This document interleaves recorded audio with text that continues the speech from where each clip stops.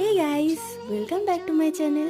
আশা করছি তোমরা সবাই খুব ভালো আছো আর আমিও খুব ভালো আছি। চলে এসেছি আরেকটি নতুন রেসিপি তোমাদের সাথে শেয়ার করতে।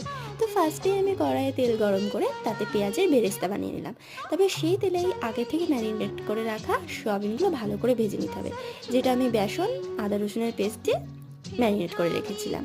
তারপরে সেই তেলে গোটা গরম মশলা, আদা রসুন গোটা করে কেটে রাখা, পেঁয়াজ কুচি এবং লঙ্কা কুচি দিয়ে আমি সেটাকে ভালো করে ভেজে নেব। তারপরে তার মধ্যে টমেটো কুচি দিয়ে আগে থেকে ভিজিয়ে রাখা কিশমিশ দিয়ে ভালো করে এটা ভেজে নিতে হবে। এটা যখন ভালো করে ভাজা হয়ে যাবে তারপরে এটার ফাইন পেস্ট করে নিতে হবে। তারপরে তেলের মধ্যে তেজপাতা দিয়ে সেই পেস্টটা এবং সামান্য একটু জল দিয়ে গ্রেভি করে নিতে হবে। গ্রেভিটা ভালো করে ফুটে আসলে তার মধ্যে ভাজা সয়াবিন দিয়ে আর বেরেস্তা এবং ধনেপাতা কুচি দিয়ে নামিয়ে নিলেই আমাদের সয়াবিনের গ্রেভি রেডি। এটি রুটি লুচি সবকিছুর সাথেই খুব ভালো লাগে। ভিডিওটি ভালো লাগলে প্লিজ চ্যানেলটি সাবস্ক্রাইব করে দিও। দেখা হচ্ছে নেক্সট ভিডিওতে। ততক্ষণের জন্য বাই বাই।